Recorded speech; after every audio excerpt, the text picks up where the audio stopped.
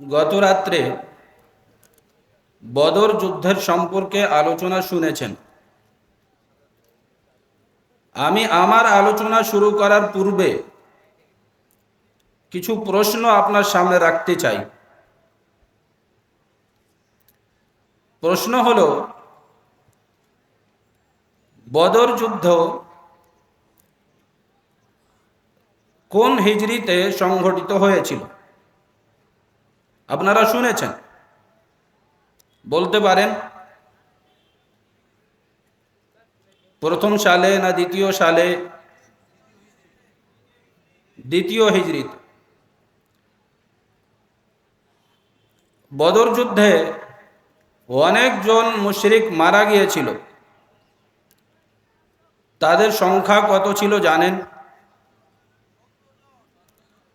জি, 70 জন। জাযাকুমুল্লাহু খায়রান। তো আশা করি আপনারা মনোযোগ দিয়ে কথা শুনবেন। তো যে ভাইয়েরা শুয়ে আছেন বা মনোযোগী নন, তাদের কাছে আশা করি তারা একটু ভালো হয়ে বসে যাবেন। যারা বাইরে আছেন তারা এখানে পেন্ডালের নিচে চলে আসেন। জাযাকুমুল্লাহু খায়রান। উহুদ যুদ্ধের সম্পর্কে আল্লাহ সুবহানাহু ওয়া তাআলা কুরআন মাজিদের মধ্যে বলেছেন, আওয়ালাম্মা আসাবাতকুম মুসিবাতুন ক্বাদ আসাবতুম মিসলাইহা। হে মুসলমানের দল, একই কথা যে যখন তোমাদের উপর আল্লাহ তাআলার পক্ষ থেকে একটি মুসিবত আর বিপদ আসলো, যার দ্বিগুণ বিপদ তোমাদের পক্ষ থেকে মুশরিকদেরকে গ্রাস করেছিল, বদর যুদ্ধ। তো তোমরা বলতে লাগলে, কুলতুম আন্না হাদা, এই মুসিবত, এই আপদ বিপদ কোথা থেকে আসলো? হে রাসূল সাল্লাল্লাহু আলাইহি ওয়াসাল্লাম, আপনি বলে দিন, মিন ইনদি আনফুসিকুম, এই মুসিবত তোমাদের নিজেদের পক্ষ থেকে। ইন্নাল্লাহা আলা কুল্লি শাইইন কাদির, আর আল্লাহ সুবহানাহু ওয়া তাআলা প্রত্যেক বিষয়ে ক্ষমতাবান। এই আয়াতের মধ্যে যে মুসিবতের কথা বলা হলো, বিপদের কথা বলা হলো, তার উদ্দেশ্য হলো উহুদ যুদ্ধে অনেকজন মুসলমান মারা গিয়েছেন,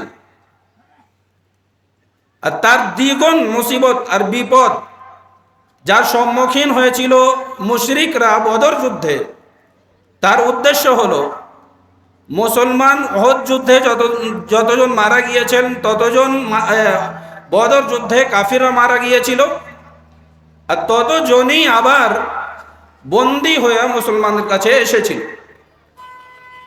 ওই দিকেই ইশারা করে আল্লাহ সুবহানাহু ওয়া তাআলা বলেন যে তোমরা নিরাশ হয়ে যাচ্ছ, তোমরা জিজ্ঞাসা করছো এই মুসিবত আমাদের ওপর কোথা থেকে আসলো।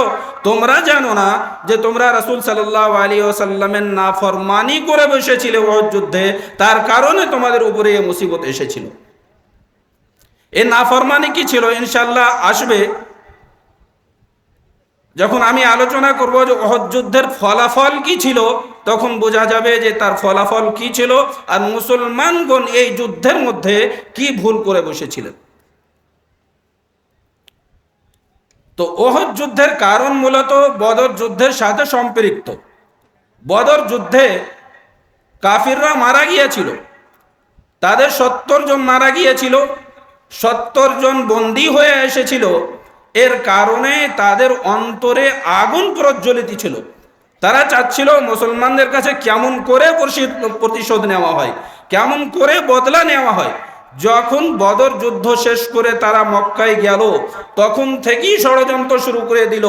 তখন থেকেই একটা প্ল্যানিং করতে লাগলো যে আমরা অতি শীঘ্রই একটা যুদ্ধ সংগঠিত করব, যার মাধ্যমে মুসলমানদের কাছে বদলা নিব আর মুসলমানদের কাছে প্রতিশোধ নিব।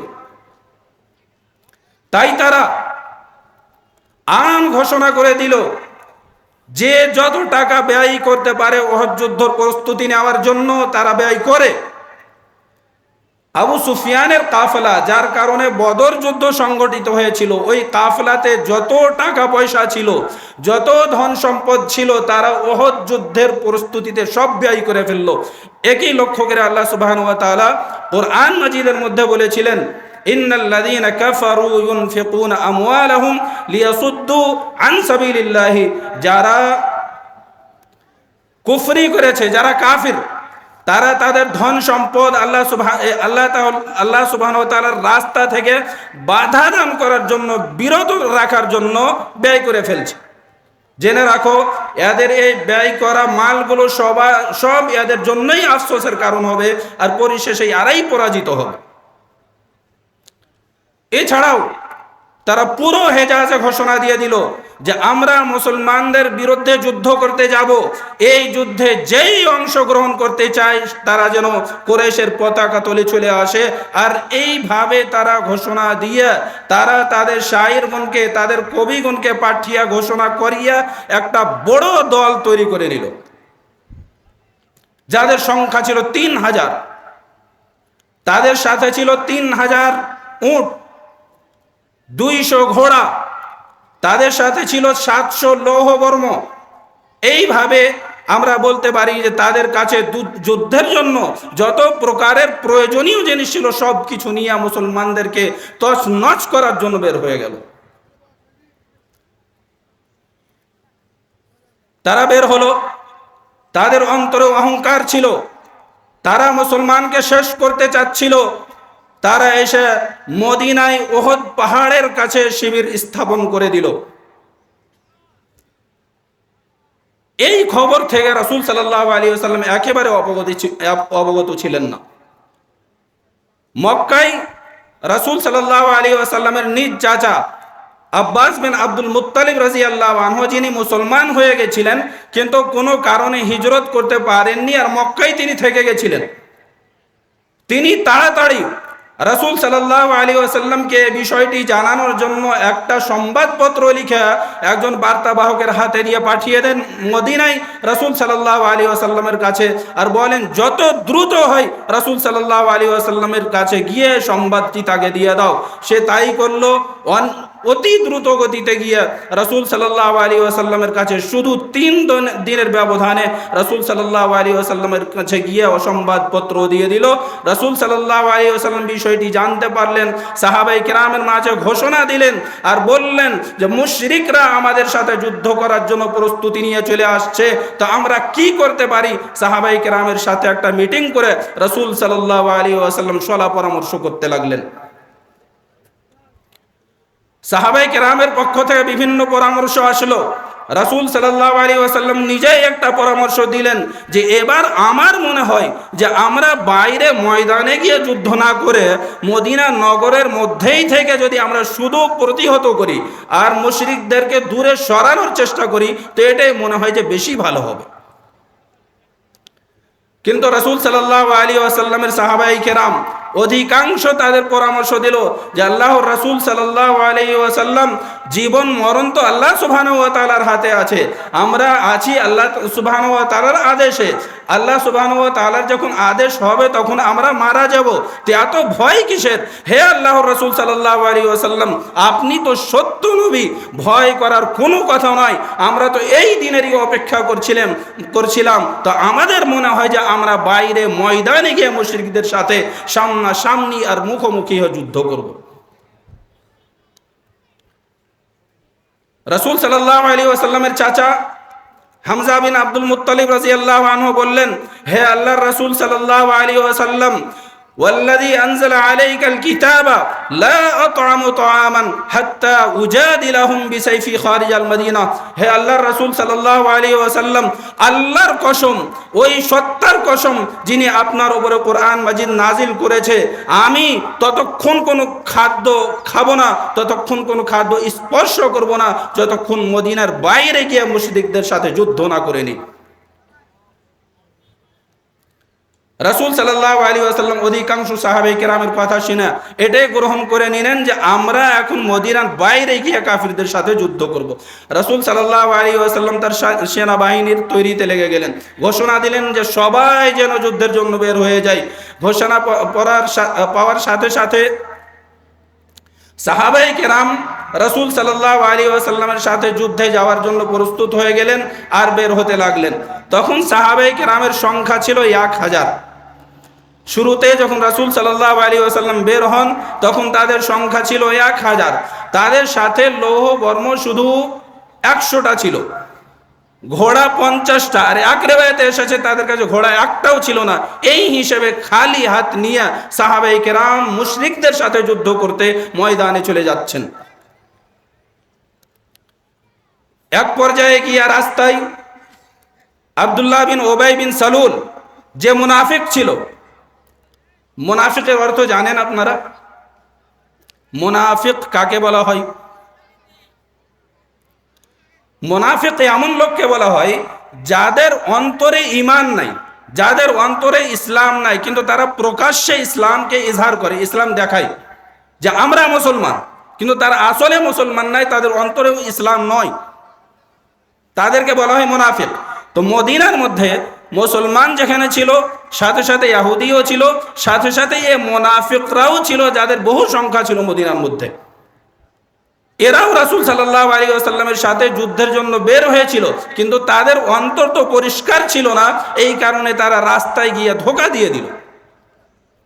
এক জায়গায় গিয়ে মেন সময় যখন মুসলমানরা শত্রুদের সামনে চলে গেল, শত্রুদের দর মুসলমানকে দেখছিল, মুসলমানরা শত্রুদেরকে দেখছিল, এই সময়ে গিয়া আব্দুল্লাহ বিন উবাই বিন সালুল তার 300 জন সাথীদেরকে নিয়ে মুসলমানদের বাহিনী থেকে আলাদা হয়ে গেল। তাদেরকে ডাকা হলো। আল্লাহ সুবহানাহু ওয়া তাআলা এই দৃশ্যটা কোরআন মাজিদের মধ্যে বলেছেন যে ওয়ামা আসাবাকুম ইয়াওমাল তাকাল জামআনি ফাবিইযনিল্লাহি ওয়া লিয়ালামাল মুমিনিন। আল্লাহ সুবহানাহু ওয়া তাআলা বলেন, হে মুসলমানগণ, তোমাদের উপরে যা মুসিবত এসেছিল উহুদ যুদ্ধের দিন, এটা তো আল্লাহ সুবহানাহু ওয়া তাআলারই অনুমতিতে ছিল, আর এই জন্য ছিল যে আল্লাহ সুবহানাহু ওয়া তাআলা যারা প্রকৃত মুসলমান তাদেরকে যেন জানতে পেরেন যে কারা সহি অর্থে মুসলমান। ওয়া লিয়ালামাল্লাযীনা নাফাকু, সাথে সাথে এ যুদ্ধের আরো একটা উদ্দেশ্য ছিল, যাতে করে আল্লাহ সুবহানাহু ওয়া তাআলা মুনাফিকদেরকেও জানতে পারে যে মুনাফিক কারা, কারা শুধু মুখ দিয়ে ইসলাম প্রকাশ করছে, তাদের অন্তরে ইসলাম নেই, তারা কারা, যাতে করে তারা মুসলমানদের থেকে আলাদা হয়ে যায়। এজন্য আল্লাহ সুবহানাহু ওয়া তাআলা এই যুদ্ধটা বাস্তবে করিয়েছিলেন। ওয়াইদা কিলা লাহুম তাআলা, যখন তাদেরকে বলা হলো তোমরা আসো আমাদের সাথে যুদ্ধ করো, তারা বলল ক্বালু লাউ না'লামু কিতালান লাত্তাবা'নাকুম, মুনাফিকরা বলল যদি আমরা জানতে পারতাম যে আপনারা যুদ্ধের জন্য যাচ্ছেন তাহলে তো আমরা আপনাদের সাথে যেতাম, কিন্তু বিষয়টা তো এরকম না, আপনারা বাস্তবে যুদ্ধ করতে যান না, আপনারা নিজেকে ধ্বংস করার জন্য যাচ্ছেন। এইভাবে মুনাফিকরা বিভিন্ন বাহানা করে মুসলমানদের বাহিনী থেকে, মুসলমানদের দল থেকে আলাদা হয়ে গেল। তারা বলল যে আমরা জানি না যে আপনারা যুদ্ধ করতে যাচ্ছেন। তারা আসলে চাচ্ছিল যে মুসলমানদেরকে দুর্বল করে দেয়, মুসলমানদের অন্তরকে কমজোর করে দেয়, আর শত্রু বাহিনীকে দৃঢ় করে দেয়। এ উদ্দেশ্যে তারা ওইখানে মুসলমানদের বাহিনী থেকে আলাদা হয়েছিল। তো যা হোক, রাসূল সাল্লাল্লাহু আলাইহি ওয়াসাল্লামের যারা সত্য সাহাবায়ে কেরাম ছিলেন, যাদের অন্তরে বাস্তবে ঈমান ছিল, ইসলাম ছিল, তারা বলল, হে আল্লাহর রাসূল সাল্লাল্লাহু আলাইহি ওয়াসাল্লাম, আমরা যাব আর মুশরিকদের সাথে যুদ্ধ করব। রাসূল সাল্লাল্লাহু আলাইহি ওয়াসাল্লাম 700 সাহাবায়ে কেরামকে নিয়ে মুশরিকদের সামনে চলে গেলেন যুদ্ধ করার জন্য। যুদ্ধের মাঠে গিয়া রাসূল সাল্লাল্লাহু আলাইহি ওয়াসাল্লাম যেহেতু যুদ্ধের মাঠেও একজন বীর আর কুশলী মানুষ ছিলেন, তিনি একটা এমন জায়গাতে গিয়ে শিবির স্থাপন করলেন যেটা যুদ্ধের ক্ষেত্রে অনেক বড় কৌশলের কথা। কি করলেন? রাসূল সাল্লাল্লাহু আলাইহি ওয়াসাল্লাম উহুদ মাঠে গিয়ে একটা এমন জায়গাতে দাঁড়ালেন যে রাসূল সাল্লাল্লাহু আলাইহি ওয়াসাল্লামের পিছনে এইভাবে উহুদ পাহাড় ছিল। রাসূল সাল্লাল্লাহু আলাইহি ওয়াসাল্লামের উদ্দেশ্য ছিল যে আমি এখানে দাঁড়ালে কি হবে, পিছন থেকে শত্রু আক্রমণ করতে পারবে না। এটা অনেক বড় হিকমত ছিল রাসূল সাল্লাল্লাহু আলাইহি ওয়াসাল্লামের। সাথে সাথে এই দিক দিয়ে আরো একটু জায়গা ছিল, গিরিপথ ছিল, যেখান দিয়ে শত্রুদের প্রবেশ করার আশঙ্কা ছিল। রাসূল সাল্লাল্লাহু আলাইহি ওয়াসাল্লাম সেটাকেও বন্ধ করার জন্য 50 জন তীরন্দাজের একটা দল তৈরি করলেন। আর একটা পাহাড়, যাকে এখন জাবালুর রোমাত বলা হয়, ওই জাবালুর রোমাতে এ 50 জনের দলকে, বাহিনীকে লাগিয়ে দিলেন। আর রাসূল সাল্লাল্লাহু আলাইহি ওয়াসাল্লাম বললেন, দেখো তোমরা সর্বাবস্থায় এখানে থাকবে, এখান থেকে কোনো সময় সরে যাবে না। এমনকি এক হাদিসে রাসূল সাল্লাল্লাহু আলাইহি ওয়াসাল্লাম বলেছেন, দেখো ওয়া ইন রাআইতুমুনা তাখতিফুনা আত-তাইর, তোমরা যদি দেখো যে আমাদেরকে পাখি ছোঁ মেরে নিয়ে যাচ্ছে, মানে এমন অবস্থা হয়ে গেছে, আমরা পরাজিত হয়ে গেছি, পাখি আমাদেরকে উড়িয়ে উড়িয়ে নিয়ে যাচ্ছে, যদি এমনও পরিস্থিতি তৈরি হয়ে যায় তো তোমরা মনে থাকো এমন অবস্থায়ও তোমরা এই জায়গাটা ছেড়ে সরবে না, এখানেই থাকবে। আরো আগে বললেন রাসূল সাল্লাল্লাহু আলাইহি ওয়াসাল্লাম যে যদি وَإِنْ رَأَيْتُمُونَا هَزَمْنَاهُمْ وَوَطَأْنَاهُمْ فَلَا تَبْرَحُوا مَكَانَكُمْ حَتَّى أُرْسِلَ إِلَيْكُمْ, আরো মনে রাখো যদি আমরা বিজয় হয়ে যাই, যদি আমরা তাদেরকে পরাজিত করে দিই, যদি আমরা তাদেরকে পদদলিত করে দিই, তাও তোমরা মনে রাখো তোমরা এই জায়গাটা ছেড়ে কোনো অবস্থায় সরে যাবে না, তোমরা সর্বাবস্থায় এখানে থাকবে, ছেড়ে যেতে হবে না, এমনকি আমি তোমাদের কাছে সংবাদ পাঠিয়ে দিই। তো রাসূল সাল্লাল্লাহু আলাইহি ওয়াসাল্লামের হিকমত অনেক বড় ছিল। তিনি বললেন কোনো অবস্থায় এই জায়গাটি ছেড়ে তোমাদেরকে যেতে হবে না, সর্বাবস্থায় এখানে থাকতে হবে। এটাই ভুল করে দিয়েছিলেন মুসলমানরা, যে রাসূল সাল্লাল্লাহু আলাইহি ওয়াসাল্লামের এই নির্দেশনাটা মনে রাখতে পারেননি, এই কারণে যুদ্ধের পাশা বদলে গেছিল। তো যা হোক, রাসূল সাল্লাল্লাহু আলাইহি ওয়াসাল্লাম এই নির্দেশনা দিয়ে যুদ্ধ শুরু করেন। যুদ্ধ শুরু হয়, উভয় পক্ষের সামনা হয়ে যায়, আমনে সামনে যুদ্ধ করতে লাগেন, সবাই নিজের তরবারের বীরত্ব প্রকাশ করতে লাগেন, যুদ্ধ হতে লাগে। যুদ্ধ হতে হতে একটু সময় এমন আসে যে মুসলমানদের ইমানের দৃঢ়তার সামনে, মুসলমানদের ইসলাম আর ভরসার সামনে কেউ টিকতে পারে না। সব মুশরিক, যদিও তাদের কাছে অস্ত্র শস্ত্র সবই আছে, তারা ময়দান ছেড়ে পালাতে লাগলো, পালিয়ে গেল সবাই। মুসলমানরা তাদের পিছনে ছুটতে লাগলেন, তাদেরকে মারে না, তাদের মালে গনিমত সংগ্রহ করে চলে যান।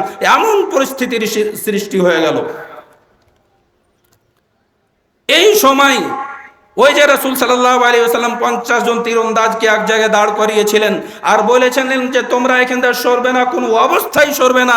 তারা ভুল করে বসলো, তারা দেখলো যে আমরা তো বিজয়ী হয়ে গেলাম, আমরা আর পরাজিত হব না। তারা রাসূল সাল্লাল্লাহু আলাইহি ওয়াসাল্লামের নসিহত আর নির্দেশনাকে ছেড়ে ওখান থেকে সরে গেলেন।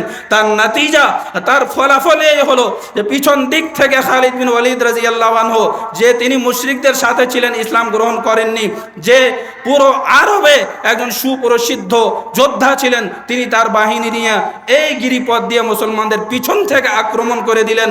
আক্রমণ হওয়ার ফলাফল এই হলো যে মুসলমানরা শহীদ হতে লাগলেন।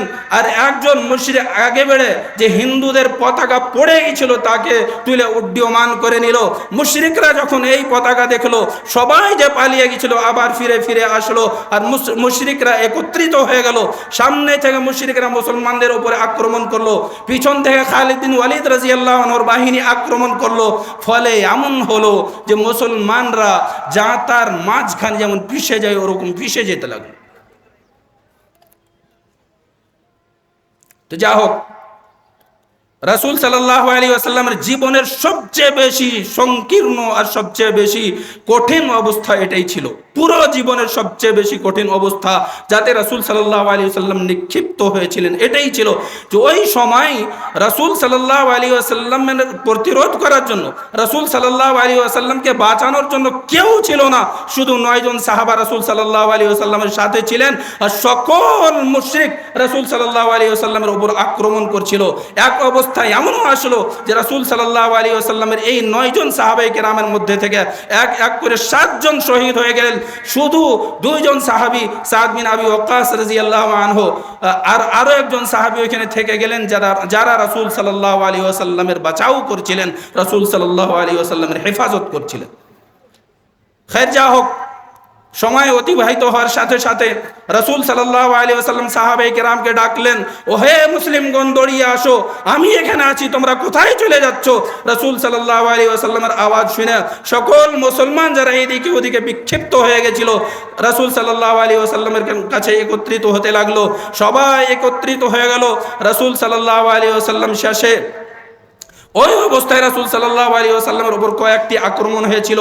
একজন রাসূল সাল্লাল্লাহু আলাইহি ওয়াসাল্লামের উপর এমন আক্রমণ করলো, পাথর চালিয়ে মারলো যে রাসূল সাল্লাল্লাহু আলাইহি ওয়াসাল্লাম তার পশ্চাৎ দেশের উপরে পড়ে গেলেন। রাসূল সাল্লাল্লাহু আলাইহি ওয়াসাল্লামের সামনের রুবাই দাঁত ভেঙে গেল। রাসূল সাল্লাল্লাহু আলাইহি ওয়াসাল্লামের নিচের হোঁট কেটে গেল। আরও একজন আক্রমণ করলো রাসূল সাল্লাল্লাহু আলাইহি ওয়াসাল্লামের উপরে।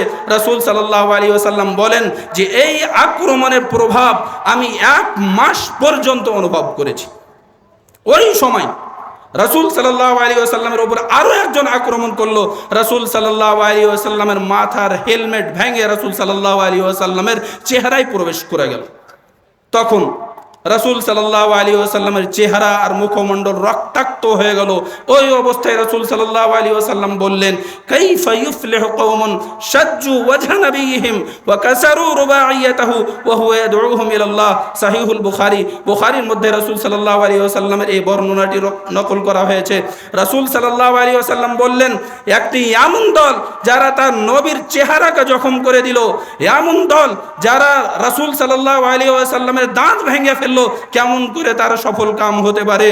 অথচ রাসূল সাল্লাল্লাহু আলাইহি ওয়াসাল্লাম তাদেরকে আল্লাহ রাব্বুল আলামিনের দিকে আহ্বান করছেন। রাসূল সাল্লাল্লাহু আলাইহি ওয়াসাল্লামের জীবনের সবচেয়ে কঠিন অবস্থা ছিল। যা হোক, রাসূল সাল্লাল্লাহু আলাইহি ওয়াসাল্লামের সাহাবা আবার ফিরে আসলেন। তারা যুদ্ধ করতে লাগলেন। রাসূল সাল্লাল্লাহু আলাইহি ওয়াসাল্লামের সামনে ঈমান প্রকাশ করতে লাগলেন। তারা নিজের বীরত্ব দেখাতে লাগলেন। এমন হলো, যুদ্ধ করতে করতে রাসূল সাল্লাল্লাহু আলাইহি ওয়াসাল্লামের একজন সাহাবী রাসূল সাল্লাল্লাহু আলাইহি ওয়াসাল্লামের চাচা হামজা বিন আব্দুল মুত্তালিব রাদিয়াল্লাহু আনহু শহীদ হয়ে গেলেন। হামজা বিন আব্দুল মুত্তালিব রাদিয়াল্লাহু আনহুকে সাইয়্যিদুশ শুহাদা বলা হয়। হামজা বিন আব্দুল মুত্তালিব রাদিয়াল্লাহু আনহুকে সাইয়্যিদুশ শুহাদা বলা হয়, যার অর্থ হলো শহীদ গণের সর্দার। তার শহীদ হওয়ার ঘটনাটি অনেক দুঃখদ ঘটনা। তাকে শহীদ করেছিল ওয়াহশী বিন হারব। সে নিজেই বলে যে হামজা রাদিয়াল্লাহু আনহুকে আমি এই জন্য শহীদ করেছিলাম যে আমি জুবাইর বিন মুতঈমের দাস ছিলাম। জুবাইর বিন মুতঈমের চাচা তুয়াইমা বিন আদি বদর যুদ্ধে মারা গিয়েছিল। তো জুবাইর বিন মুতঈম আমাকে বলল, আমি তার দাস ছিলাম, বলল যে এ ওয়াহশী, তুমি যদি আমার চাচার বদলে রাসূল সাল্লাল্লাহু আলাইহি ওয়াসাল্লামের চাচা হামজাকে মারতে পারো, কাতল করতে পারো, হত্যা করতে পারো, তাহলে আমি তোমাকে মুক্ত করে দিব, আজাদ করে দিব। সে বলল, ঠিক আছে, আর কি চাই, আমি তো মুক্তই হতে চাই। সে গেল যুদ্ধের জন্য। যুদ্ধের মাঠে গিয়া এক জায়গায় লুকিয়ে বসে গেল, আড়ানে গিয়ে বসে গেল। সে অপেক্ষা করছিল হামজা রাদিয়াল্লাহু আনহু কখন সামনে আসবে। এক পর্যায়ে হামজা রাদিয়াল্লাহু আনহু তার সামনে চলে আসলেন। হামজা রাদিয়াল্লাহু আনহুর জন্য সে প্রস্তুত হয়ে বসে গেল, হাতে বর্শা নিয়ে একেবারে তিক লাগিয়ে বসে গেল। অপেক্ষা করতে লাগলো যে হামজা রাদিয়াল্লাহু আনহু কখন আমার আওতায় আসবে। এক পর্যায়ে হামজা রাদিয়াল্লাহু আনহু তার আওতায় চলে আসেন। সে তিক করে তার নাভির নিচে এমন করে বর্শা মারলো যে হামজা রাদিয়াল্লাহু আনহুর নাভির নিচ দিয়ে প্রবেশ করে পিছন দিক দিয়ে দু পায়ের মাঝখান দিয়ে বের হয়ে গেল। তার এই আঘাতেই হামজা রাদিয়াল্লাহু আনহু ওই যুদ্ধে শহীদ হয়ে গিয়েছিলেন। এই কঠিন অবস্থা দেখে রাসূল সাল্লাল্লাহু আলাইহি ওয়াসাল্লাম তাকে বলেছিলেন, আসাদুল্লাহি ওয়া আসাদু রাসূলিহি, আল্লাহ সুবহানাহু ওয়া তাআলার সিংহ আর রাসূল সাল্লাল্লাহু আলাইহি ওয়াসাল্লামের সিংহ। অনেক বাহাদুর, অনেক বীর মানুষ ছিলেন হামজা রাদিয়াল্লাহু আনহু, যিনি শহীদ হয়ে গিয়েছিলেন। এই যুদ্ধে আরো একটা অনেক মজার ঘটনা আর বিস্ময়কর ঘটনা, বিশেষ করে যুবকদের জন্য, যুবক ভাইরা যারা আপনারা শুনে না, বিশেষ করে আমার দিকে লক্ষ্য করবেন। এই যুদ্ধে হানজালা রাদিয়াল্লাহু আনহু, হানজালা তাকে গাসিল বলা, হানজালা আল গাসিল। হানজালা আল গাসিল রাদিয়াল্লাহু আনহু নববিবাহিত মানুষ ছিলেন, নতুন নতুন বিবাহ করেছিলেন। ওই সময়ে তিনি তার স্ত্রীর সাথে ঘরে ছিলেন। রাসূল সাল্লাল্লাহু আলাইহি ওয়াসাল্লামের পক্ষ থেকে ঘোষণাকারী ঘোষণা দেয় যে রাসূল সাল্লাল্লাহু আলাইহি ওয়াসাল্লাম যুদ্ধের ঘোষণা দিয়ে দিয়েছেন, যত মুসলমান মদিনায় আছে সবাইকে যুদ্ধের জন্য বের হয়ে যেতে হবে। এই ঘোষণা শুনে হানজালা রাদিয়াল্লাহু আনহু তার স্ত্রীকে ওই অবস্থায় ছেড়ে যুদ্ধের জন্য বের হয়ে গেলেন। গোসলও করার প্রয়োজন মনে করলেন। যুদ্ধের মাঠে গিয়ে যুদ্ধ করতেই থাকলেন, বীরত্ব প্রদর্শন করতেই থাকলেন। এক পর্যায়ে গিয়ে তিনি শহীদ হয়ে গেলেন। শহীদ হওয়ার পরে রাসূল সাল্লাল্লাহু আলাইহি ওয়াসাল্লাম বলেন যে তিনি তো বাস্তবে অপবিত্র হয়ে বাড়ি থেকে বের হয়েছিলেন, কিন্তু আল্লাহ সুবহানাহু ওয়া তাআলার সামনে তার এই কাজটা এত পছন্দনীয় হলো যে ফেরেশতাগণ তাকে নিয়ে যায় গোসল দিচ্ছেন। সুবহানাল্লাহ। তো এইভাবে মুসলমানদের বীরত্ব প্রকাশ হতেই থাকলো, যুদ্ধ হতেই থাকলো। এক পর্যায়ে গিয়ে যুদ্ধ শেষ হলো। তো আমরা লক্ষ্য করলাম যে যুদ্ধ যখন শুরু হয়, শুরুর দিকে মুসলমান বিজয়ী থাকলেন। যতক্ষণ রাসূল সাল্লাল্লাহু আলাইহি ওয়াসাল্লামের আদেশ পালন করলেন, যতক্ষণ রাসূল সাল্লাল্লাহু আলাইহি ওয়াসাল্লামের নির্দেশনাকে মেনে চললেন, ততক্ষণ মুসলমান বিজয়ী থাকলেন। রাসূল সাল্লাল্লাহু আলাইহি ওয়াসাল্লাম যে ওই 50 জনকে বলেছিলেন তো তোমরা সর্বাবস্থায় এখানে টিকেই থাকবে, কোনো অবস্থায় এই জায়গা ছেড়ে যেতে হবে না, কিন্তু তারা ভুল করে বসলেন, তারা ওই জায়গাটি ছেড়ে চলে গেলেন। এই কারণে মুশরিকরা আবার পিছন দিক থেকে আক্রমণ করে দিল, শেষে গিয়ে মুসলমানকে পরাজিত হতে হলো। তো এই হলো উহুদ যুদ্ধের ফলাফল। মুসলমানরা শুরুতে বিজয়ী থাকলেন, কিন্তু পরে গিয়ে তাদেরকে নিজের ভুলের কারণে পরাজিত হতে হলো। এই বিষয়টাই আল্লাহ সুবহানাহু ওয়া তাআলা কোরআন মাজিদের মধ্যে বলেছেন, কুলতুম আন্না হাযা কুল হুয়া মিন ইনদি আনফুসিকুম। তোমরা জিজ্ঞাসা করছো যে তোমাদের উপরে যে মুসিবত আসলো, তোমাদের উপরে যে এই বিপদ আসলো, কোথা থেকে আসলো? আল্লাহ সুবহানাহু ওয়া তাআলা বলছেন, হে নবী সাল্লাল্লাহু আলাইহি ওয়াসাল্লাম, আপনি বলে দেন যে এটা তোমাদের নিজেরই কৃত কর্মের ফলাফল। তোমরা যা তোমাদের নির্দেশনা দেওয়া হয়েছিল মাননি, এই কারণে তোমাদের উপরে এই বিপদ আসলো। তো আমরা এখান থেকে শিক্ষার বিষয় একটা সবক পাই যে আমাদেরকে জীবনের সব জায়গাতে, সব স্থানে, প্রত্যেক স্থানের আল্লাহ রাসূল সাল্লাল্লাহু আলাইহি ওয়াসাল্লামের নির্দেশনা আর রাসূল সাল্লাল্লাহু আলাইহি ওয়াসাল্লামের আদেশ মেনে চলতে হবে। আমরা যতদিন রাসূল সাল্লাল্লাহু আলাইহি ওয়াসাল্লামের আদেশ মেনে চলবো ততদিন সফল কাম থাকবো। আর যখনই রাসূল সাল্লাল্লাহু আলাইহি ওয়াসাল্লামের নির্দেশনা ছেড়ে দিব, যখনই রাসূল সাল্লাল্লাহু আলাইহি ওয়াসাল্লামের সুন্নাত ছেড়ে দিব, যখনই রাসূল সাল্লাল্লাহু আলাইহি ওয়াসাল্লামের হেদায়েত ছেড়ে দিব, তখন আমরা আর সফল কাম হতে পারবো না। আমরা পরাজিত হয়ে যাব, আমরা নত হয়ে যাব, দুনিয়াতে আমাদের কোনো ভ্যালু থাকবে না। আর এটাই আমরা এখন বর্তমান বিশ্বে দেখতে পাচ্ছি। তো এই যুদ্ধে যা ফলাফল হলো, এই ফলাফলের পিছনেও আল্লাহ সুবহানাহু ওয়া তাআলা অনেকগুলো হিকমত ছিল। সর্বদাই বুঝতে পারে যে আমরাকে প্রত্যেক জায়গায় রাসূল সাল্লাল্লাহু আলাইহি ওয়াসাল্লামের হুকুমের আনুগত্য করতে হবে। আরও হিকমত ছিল যে যদি প্রত্যেক যুদ্ধে মুসলমানরা বিজয় হয়ে যায় তো মুসলমানদের মধ্যে অহংকার চলে আসবে, মুসলমানদের মধ্যে এক প্রকারের তাকাব্বুর চলে আসবে। এই কারণে আল্লাহ সুবহানাহু ওয়া তাআলার হিকমত এই কথার দাবি করলো যে কোনো সময় এদেরকে পরাজিত হতে হবে। এছাড়াও আরও অনেকগুলো হিকমত আর রহস্য আছে এই যুদ্ধের পিছনে।